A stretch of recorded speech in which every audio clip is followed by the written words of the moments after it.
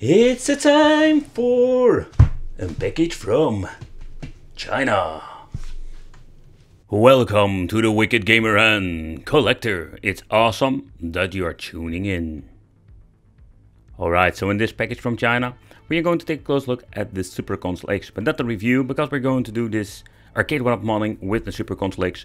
I just wanted to give you a quick overview how you can do this because this is so easy. And what I really like about Super Console X in combination with the emulator software, we're having so much awesome retro games that we can play on your arcade machine, pretty much plug and play. So the Super Console X is a device that you really need to check out if you didn't see the review itself. Because this device is similar like the Raspberry Pi 4, but we're going to talk about it later.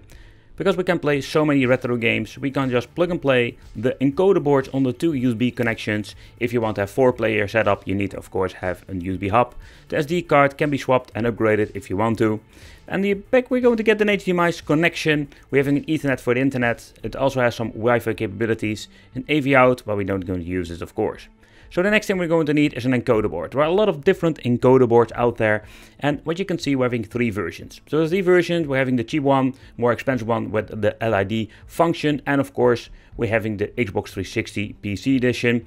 My personal favorites, but with the emulator software we can use basically every one. This is just a very cheap one. Most of the time these cost a couple of dollars. It's a 0 delay encoder board. Has all the functionalities that you're going to need if you don't have LED buttons. Okay, so the next one, I did bought this Haki complete set, comes with joysticks whatsoever, very interesting one. So this thing was more like a plug and play kit with all the controllers, and these encoder boards are also 0 delay.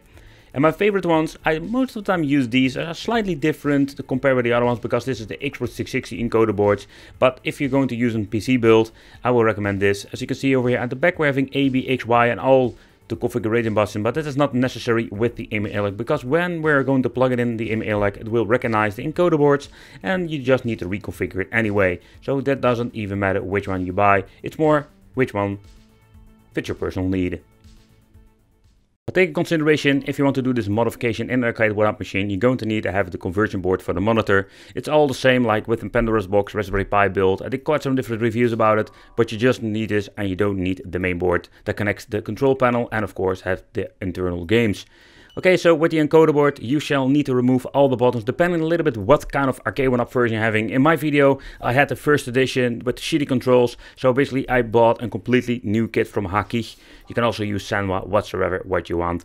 In combination with the encoder board, we have a completely new control panel, remove everything and you're good to go.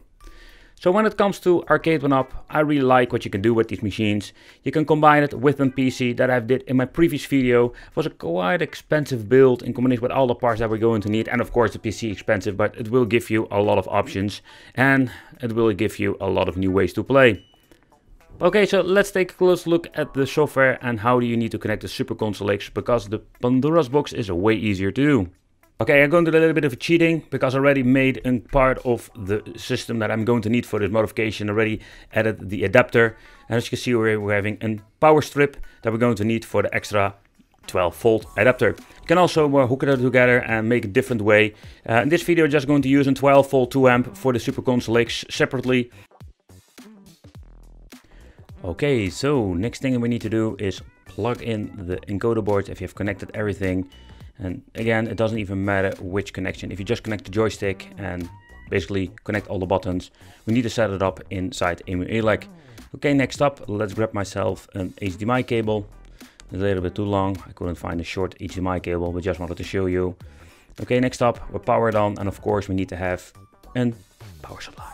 Okay, last but not least, power supply. Okay, so power it on. I'm leaving it on because I'm going to shut down the system differently with an external switch. Okay, when powered on, I will boot up. And when it's boot up, we're going to get the option for reconfigure the new controls.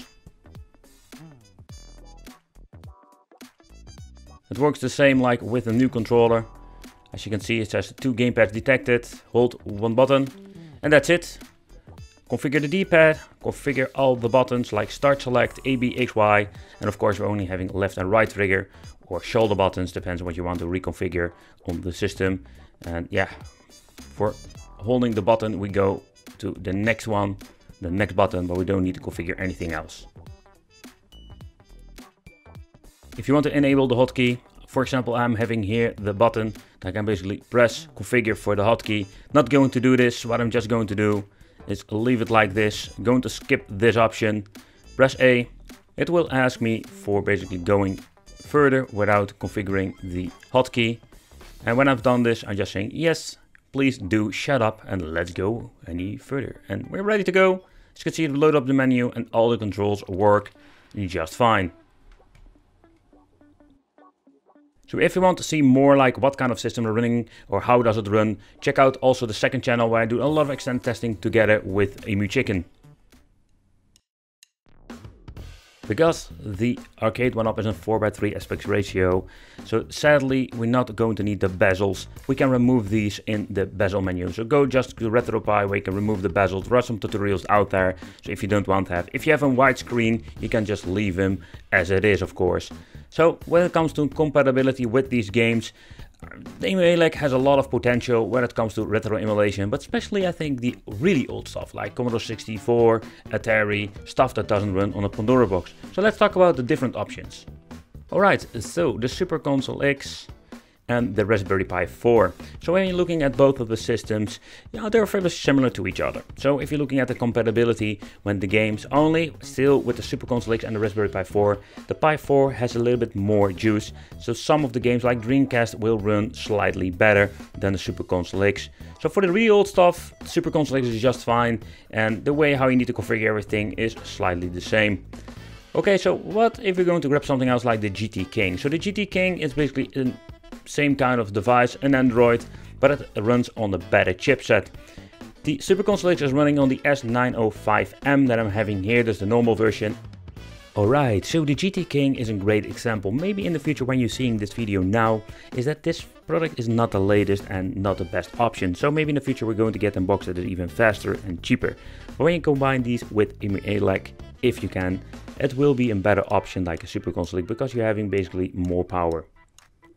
Okay, but then is the question, so we're having now the GT King, we're having the Super Console X, but what is the best option? Is maybe Raspberry Pi? It's all up to you which product will fit your personal need, because there are some ways you need to set it up and the prices.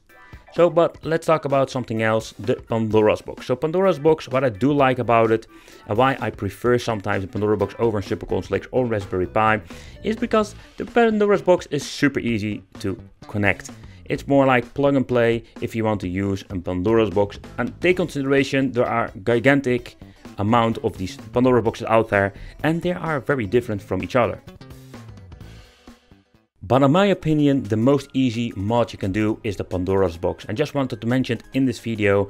Take in consideration that it doesn't have the same support like the Super Console X, but basically what you're going to get is a cable tree, a main board, and it's just plug and play and it's super easy to use. Take consideration when you're getting a cheaper or an older Pandora box, you're very limited most of the time to Neo Geo, MAME and PlayStation 1. And some of these boxes have some lost 8-bit and 60-bit games, but they have a lot of issues. But so, everything has the pros and the cons. So a very old Pandora Box 5, I would not say recommend it, but let's get yourself a latest version in combination with the cable tree and you can play a lot of great old school games very easily and they work pretty good. Okay guys, so in the end it's more like, is the Super Console X something you can use in your arcade machine? I think it is, and it is a very easy way. As you can see that it was basically getting some extra parts for hooking it up and you're ready to go, because Super Console X is already a plug and play device and you can just need to reconfigure encoder boards and you can play your games. If you're having some problems, you can also check RetroArch for reconfiguring the controls, but in general I didn't have a lot of issues. When you go into the PC you can play Street of Rage Remake and other great games, and with a Pandora box you're just limited to most of the time MAME, Neo Geo, or you're going to get the latest versions, of course, that I've also reviewed here on the channel. Okay guys, I hope this video helped you out. It's more like inspiration video / a tiny tutorial what you need and how you need to get it. Again, I already make a review about the Raspberry Pi and Pandora boxes, how you need to set it up. Watch those videos to get some more inspiration how you need to modify your arcade cabinet. I want to thank you for watching. It would be great if you subscribe, like this video, hit that little bell, become one of the Wicked family. If you have some more questions, I have tons of videos about the Super Console X, game list, gameplay, don't forget to check out, and I'll see you in the next video.